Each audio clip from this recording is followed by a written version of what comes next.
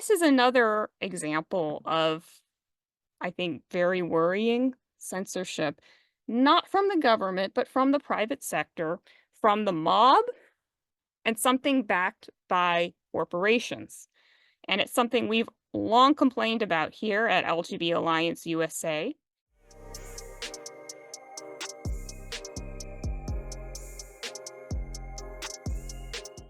Hello, everyone. Welcome to the LGB Alliance USA News Roundup for the week ending in November 15th, 2024. We are here with Tim, Carol, and me, Arianne. Here is a summary of today's news. Texas Democrats try to repeal state anti-gay sodomy law. 12 Salisbury University students are charged for an anti-gay attack. A woman resigns from Britain's biggest breastfeeding charity over the inclusion of men. An investigation into a private gender clinic in the UK commences. A 17-year-old, possibly autistic female soccer player in the UK has been suspended for questioning a bearded male player on the opposing team. The San Jose State women's volleyball saga continues with more forfeits against the school over a trans-identified male player. A court allows Indiana's ban on pediatric transition to go forward, and ReduXX magazine has been banned from Patreon. In addition, we shall report on states voting to protect same-sex marriage rights. We originally intended to air this segment after the election last week, but had to delay doing so due to technical difficulties. So first, we'll hand it off to Tim. In Maryland, a pretty disturbing case has emerged involving 12 Salisbury University students who are charged in connection with an alleged assault on a man they reportedly lured through Grindr. According to authorities, the incident occurred on October 15, but details have only come to light recently as charges were formally filed and the investigation progressed. The public first learned of the case last week following news coverage of these charges. Police allege that students created a fake profile to arrange a meetup with the man. Upon his arrival, he was reportedly confronted by a group instead of his expected date and was then attacked by several individuals present. Worcester County State's Attorney Chris Heiser stated that the case is being treated as a hate crime, with all 12 students facing charges, including first and second degree assault, along with hate crime violations. Maryland law provides for enhanced penalties in hate crime cases, potentially leading to more severe sentencing should the defendants be convicted. Salisbury University has also responded strongly. All students involved have been suspended indefinitely, pending the outcome of the investigation. University President Carolyn Ringer-Lepre issued a statement condemning the alleged attack, calling it, quote, a heinous violation of human dignity. The university is committed to cooperating fully with law enforcement and reviewing its policies in light of this incident. The case has sparked concern across the gay community, highlighting the risks that gay and bi men face even in environments that are generally considered safe. In Texas, meanwhile, lawmakers have a renewed opportunity to officially repeal the state's outdated ban on gay sex, which has technically remained a misdemeanor since 1973. Although the U.S. Supreme Court ruled such laws unconstitutional over 20 years ago, Texas's penal code still labels, quote, homosexual conduct as a Class C misdemeanor. This language remains in state law, underscoring the ongoing struggle for LGBT rights in a complex landscape where, quote, LGBTQ plus issues are a growing point of contention. In a first for Texas, a House committee advanced a repeal bill in 2023, though it ultimately stalled before reaching the floor. Now, Texas Democrats have filed new bills to repeal the law officially. In addition to removing criminal language, these bills would also strike requirements in educational materials that portray homosexuality as not an acceptable lifestyle. That's a quote there. Meanwhile, Texas Republicans are advancing legislation to restrict, quote, LGBTQ plus discussions, focusing on limiting gender and sexuality education in schools and banning gender affirming care, quote unquote, for minors. While these measures are primarily directed at transgender and gender related topics, under the, quote, LGBTQ plus umbrella, LGBT concerns like decriminalizing gay sex have become entangled in a broader agenda that doesn't necessarily reflect the interests of gay, lesbian, and bisexual people. As Texas lawmakers return to session, advocates for LGBT equality are focused on removing criminal language directly affecting gay and bi Texans, while other groups navigate additional, sometimes conflicting priorities.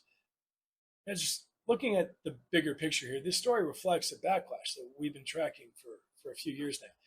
tied to the forced grouping of the population, the gay population, with the trans radical agenda. Frustrated with the relentless TQI plus push, the public has started throwing the gay baby out with the queer bathwater, you could say. And let's be clear, this isn't some abstract backlash. It's here, it's hostile, and it's aimed at us. In Texas, we're seeing the fallout. Essential changes like decriminalizing gay sex are buried under an artificial, quote, LGBTQ plus acronym that forces LGBT issues into a fight that we just didn't sign up for. If we don't reclaim our movement now, we can plan on continuing to pay the price for agendas that just plain never served us. The events driving this home are fresh and raw. Last week in West Hollywood, a convoy drove through town spewing anti-gay hate, like calling people the F word and that sort of thing. You know, these incidents are stark reminders that gay men bear the brunt. When it comes to violence, we bear the brunt of a backlash ignited by movements that have taken our cause and twisted it. Now let's face it, under the so-called queer umbrella, gay men have always paid the highest price. We face the hate crimes, the street attacks, the public violence, and I don't think we want to go back. So just brace yourselves, gentlemen. Take precautions, but don't back down. We've got to fight both the resurgence in old school homophobia and the new homophobia of TQIA plus radicals. Reclaiming our cause isn't just survival, it's our way forward. Thanks, Tim. Voters in 3 states approved further protections for same-sex marriage this election cycle. We saw significant victories for LGBT rights as California's Proposition 3, Colorado's Amendment J, and Hawaii's Question 1 passed with solid support, reinforcing protections for same-sex marriage. With the approval of Proposition 3, California has amended its state constitution to define marriage as a union between 2 consenting adults, explicitly removing any gendered language. Supporters say this modernized definition enshrines protections for same-sex couples, strengthening California's commitment to marriage equality. Detractors state that it is an extreme amendment, which, by describing marriage as a fundamental right, removes all limits on marriage, including between children and close relatives. Meanwhile, Colorado's Amendment J has also passed, further safeguarding marriage equality by expanding anti-discrimination protection in family law. The amendment now requires that no state or local agency can deny marriage license or benefits based on sexual orientation.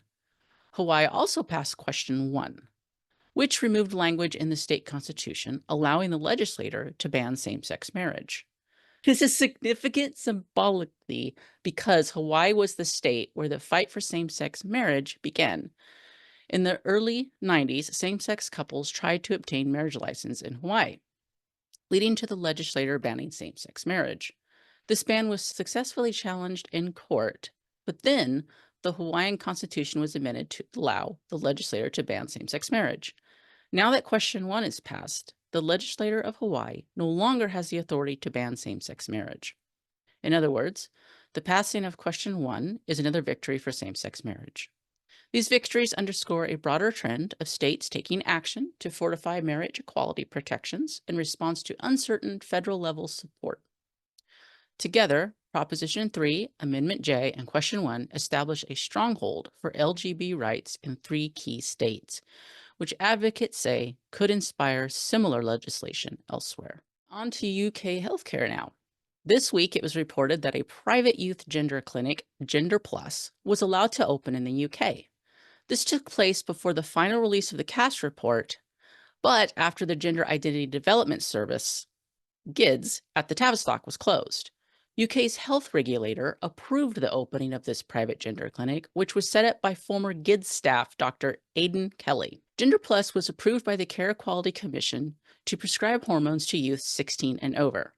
On November 9, a judge granted permission for a judicial review. The High Court will conduct a full trial where Gender Plus's license could be revoked. The UK healthcare system is a publicly funded system where all citizens have healthcare, but the waiting list can be very long, and those with means will use private if it's available. While the private healthcare sector does, as we've seen, have to be evaluated and licensed, some NHS regulations do not apply, and one such is access to puberty blockers. Having a court look at this again is a positive sign. The government did finally close the puberty blocker loophole, but private clinics are under no obligation to follow the CAS review suggestions. We will be following the story closely and report any new information. Reported this week in the Times London, Miriam Main, a trustee and the PR director of one of the world's oldest breastfeeding support charity, LeLeche League, resigned after the organization ordered the inclusion of men in support groups for breastfeeding mothers. Main stated that she refuses to help biological men, quote, perform a poor imitation of breastfeeding, end quote, which she said puts babies' safety at risk. Her resignation came a week after one of the founders of the breastfeeding organization, 94-year-old Marian Thompson, also resigned from the organization in protest of the inclusion of men, calling the organization a, quote, travesty for admitting men. Directors at the charity's British arm have already requested that the Charity Commission intervene over the inclusivity policy, which mandated men be included. Arianne? Thank you, Carol. So now we'll move on to sports, and we're going to update you on the San Jose State University Volleyball Saga. So on November 8th, the University of Wyoming women's volleyball team forfeited a second match against San Jose State University to ensure the safety of their players. Now, this is a pretty big deal because as Wyoming is the seventh in the Mountain West Conference and only 6 teams progress to the conference championship, this move jeopardizes any hope of a postseason. San Jose State University's trans-identified male player, Fleming, is a danger to his own team and opposing players. Now, 12 women in the Mountain West Conference are suing the conference and the commissioner for violation of Title IX and violations of their First Amendment right to free speech. The players include Brooke Slusher and 2 former Spartans, San Jose State University's mascot, as well as female players from 4 other Mountain West Conference schools. Icons, the Independent Council on Women's Sport, is backing the suit, and the lead attorney is Bill Brock. So we'll see how that lawsuit goes. And also to update you on the status of the San Jose State University team, the San Jose State team finished second in the Mountain West Conference and will be one of the 6 schools that are going to the conference tournament. The winners of each conference championship are guaranteed a berth in the NCAA tournament.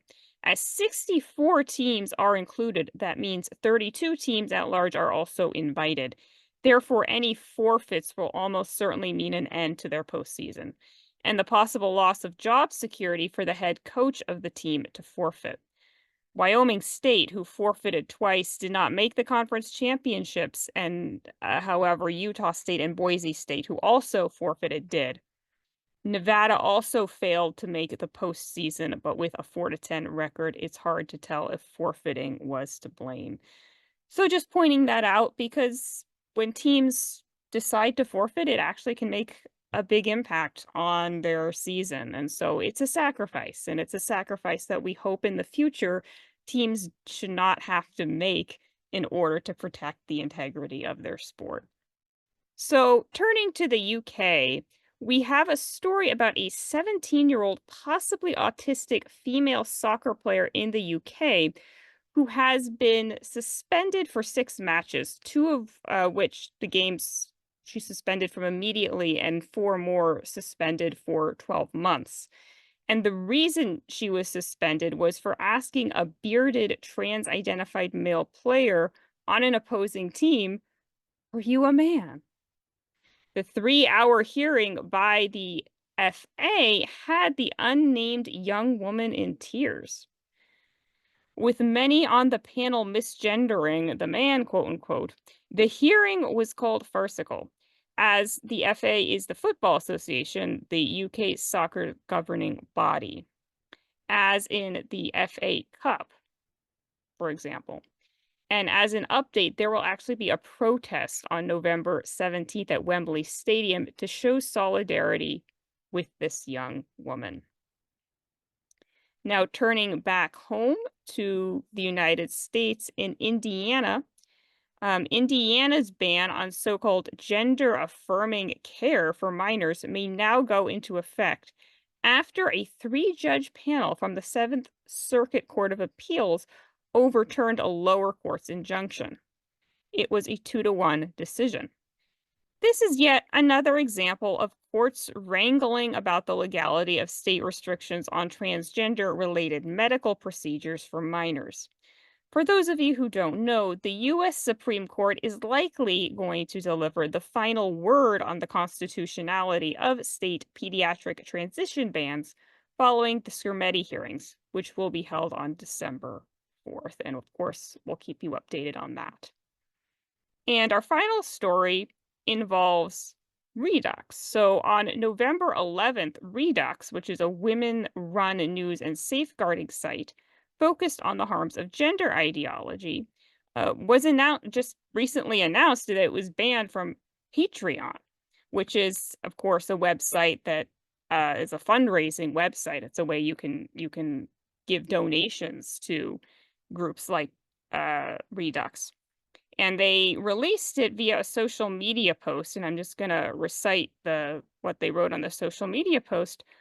Oh no! Last week, some rabid trans activists organized a mass report campaign to have ReduXX banned on Patreon, and unfortunately, Patreon bent the knee.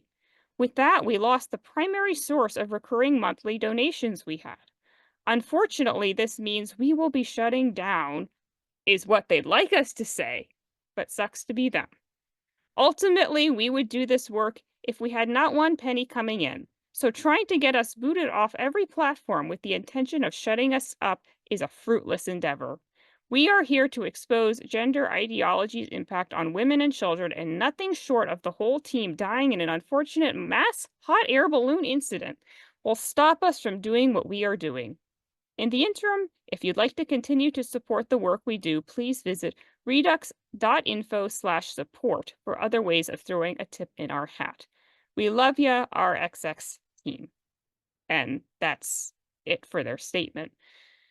Around the same time, also on Twitter, a man complained about some of the merch that they sold. ReduXX responded by saying, "Yes, everything you said is indeed untrue, and we are glad you agree. At no point have we ever sold bladed weapons. We sold a multi-tool self-defense keychain attachment that is legal in most, if not all, of the US. It has no blade whatsoever. You are blatantly lying."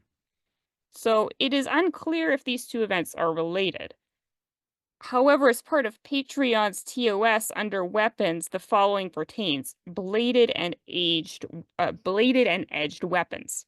Creators are not permitted to sell, distribute, or raffle off bladed or edged weapons such as swords, daggers, knives, or bayonets on Patreon. So it sounds like there was some kerfuffle where people were saying one of the items that ReduXX was trying to sell was the bladed weapon, when in fact ReduXX says actually it was just like a keychain that's legal in most states.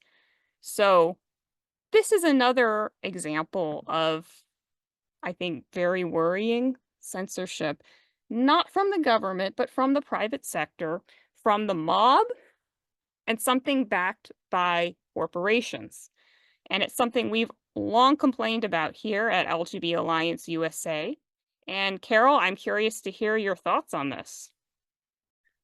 Well, my first thought was how hysterical men get. Like, these are mostly men claiming violence from this organization that basically just uses words. That's all. They're just talking about stuff. I feel like it's a lot of projection from TRAs and a lot of guys that get upset about this kind of stuff. It's like they don't want to admit they're the threat. Yeah, like seriously, and just Right. ask any adult woman who's been around long enough. Men tend to be threatening towards women. That's, I mean, statistically it shows that as well with crime statistics. So I'm not just making it up here. No, exactly. And I also think it's a bit I mean, it's not surprising that something like this happens. I mean, I think people like to shut down dissent when they can. And like you're saying, there's a lot of projection going on here. I'm just wondering to myself, what can we realistically do about this? Because we're talking about private corporations here. So it's not really something where we can say the First Amendment applies. But it's Yeah. nonetheless a very worrying technological economic landscape where we now make it increase people increasingly dependent on these web fundraising sources for revenue, but then these sources can also shut people down. So what do we do? Well, this anytime this comes up, it always reminds me of John Stuart Mill, philosopher. He wrote a lot. Well, actually, his wife wrote a lot with him too. They were a couple that wrote together on philosophy, and they talked about how the thing to really be concerned about with curtails of personal freedom and democracy doesn't necessarily usually come from governments themselves, but from the crowd, from the mass, from the people. And he wrote extensively warning about that exact thing and what we see now, which is people, groups, curtailing other people's ability to say what they want, to talk about issues, and have opinions that may not be what a majority likes, right? So he was talking about like the minority of people being overrun by the majority, and you have to be careful about that. And we see that happening, and it's God, I don't know how you address that, because you're right. There's no real like legal thing for that. I guess the only thing to say would be, you know, anytime we see a site like Patreon shut people down, we do see other sites pop up that allow people to go on there. So I mean, maybe the market will kind of help that out, but the problem is when you have really popular sites that everybody knows of, it's usually easier to get funding from those sites everybody knows of versus a site no one knows of. You know what I mean? Like there's that like dynamic too. And honestly, I was surprised to hear they were on Patreon, because Patreon's been known for a while to be really against anything that is critical of trans ideology. Yeah, that's curious that they decided to stick it out with Patreon for so long, actually. And I think you make a good point. I hope that this sort of the competitive environment will render this moot. The problem is, like you said, it's very hard to just start up a rival. And we see it even too, like as an NGO, like starting up a nonprofit group to rival much wealthier nonprofit groups is very hard. And I could see how it would be the same thing with anything like a website. There are people out there, who have made the suggestion that we should be treating some of these big online services as like a public utility that can be subject to more government regulation. And I can see the advantages of that. I could also see counter arguments to it. My guess is that there'll be more calls for doing that if the situation continues to get worse and it becomes increasingly hard to start any companies that don't follow the bottom line of what is the acceptable opinion. I So, think this also just goes back to like culturally, our culture has turned into one that doesn't value freedom of speech overall. Do you know what I mean? Like if someone doesn't agree with you, we've come from, oh, you disagree with me, well, here's my logical argument, and oh, that's your logical argument, well, maybe we'll just agree to disagree. No, it's come to, you're an evil person because you don't agree with me, and you should not be allowed to talk at all. And it's just, and both sides do this, like it's just ridiculous. yeah, good point. In some sense, this is sort of like a failure of psychology. When we talk about theory of mind, like being able to understand that there's another individual that has their own mind, we're sort of regressing with that and not even being able to understand the intentions and motivations of other individuals. And we want to project our own neuroses onto them, That's a good right? point. I haven't thought about it quite that way, but that's a really good point. Yeah. And I think the internet has just made this worse. I think, and there's a lot of good that's come out of it, but it is a very powerful tool, and and people should recognize it as such and maybe stay self-aware and guarded against a lot of fallacies that can pop up when you get in online discourse and places like X and social media. Create these bubbles are created where people don't talk to anybody else. And the other thing is, people used to have to talk to people they didn't like because there was no internet. You actually had to live with them and talk with them in person. Talking with someone and disagreeing with someone in person is massively different than online. It Yes. just is. You will see people behave totally differently, right? Because there's repercussions from what you say when you're face to face with someone you're saying it to. There are repercussions, and I would just go further. I've just seen it in myself that I just have an easier time empathizing with someone if I'm talking to them one on one, unless they're like, a total jerk. But, there are people who, if I just see an opinion online, I'm going to be very, very angry about that opinion. But then when I put like a sort of normal human face on that person, I'm like, oh, well, I don't really hate that person. They seem perfectly reasonable. Like, I'm not going to get angry right now. So it's absolutely true that it affects our psychology, whether we're arguing online or in person. I will say this. I think there's a huge failure though happening as well with our media. Like actual news. Like the news is not doing its job. And all of the news, like all of the news programs, are not doing their job in educating the people and giving them the facts. They're just not. And that's a huge problem. I think that is what makes this so much worse, because then for any kind of alternative news to get out there, any dissenting opinion, it does have to go through these smaller organizations, these smaller websites, and that's controlling information. And we have to talk about that. We have to figure out, how do we do better with making sure that all the information is being presented to people in a decent way so that people can make up their own minds. Mhm. Yeah, there's definitely been a failure on the part of mainstream news, and I think part of the problem is, like, just money. There's not really a financial incentive for them to be fair and balanced. It's to pander to a particular Well, side also, to get their rating.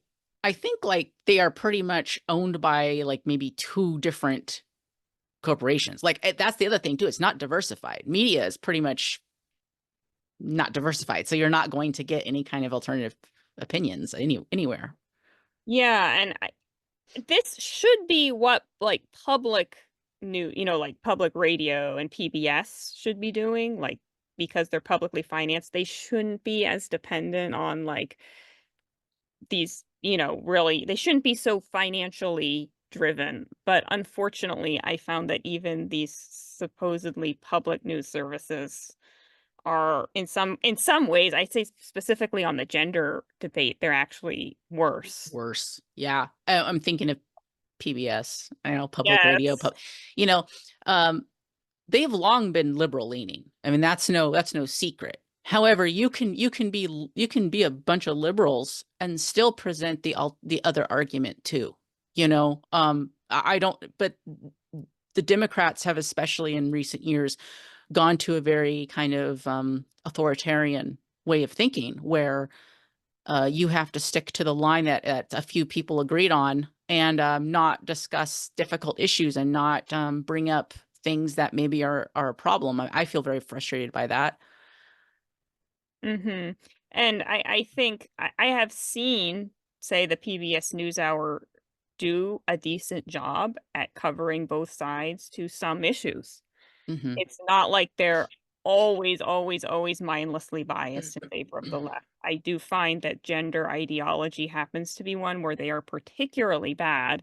And I think you alluded to it about, like, the Democratic Party is so captured by it. I think they're getting a lot of talking points from what they perceive to be like a mainstream Democratic Party position, which does have some, some dialogue, for example, on the Israeli-Palestinian conflict, but not on gender ideology. They're like completely captured on that. So it's like the PBS NewsHour doesn't see that there's another perspective there that isn't like some radically right-wing thing that they don't want to cover. It's That's the power of empathy, I think. That's the power of like weaponizing empathy, which I think the trans rights movement, quote, has done very well, is empathize empathy and tell people that they're mean and they're horrible if they don't agree completely with them. And Mhm. people fall for it. No one wants to be mean. Exactly. And it's a fake empathy. Obviously, screaming and shouting at someone that you are a horrible, terrible bigot is not really empathetic, but you're kind of gaslighting people into thinking you're the empathetic one and your opponent is the mean person, right? With that, we thank everyone for watching this week's news roundup and we look forward to seeing you again next week. Remember to like and subscribe.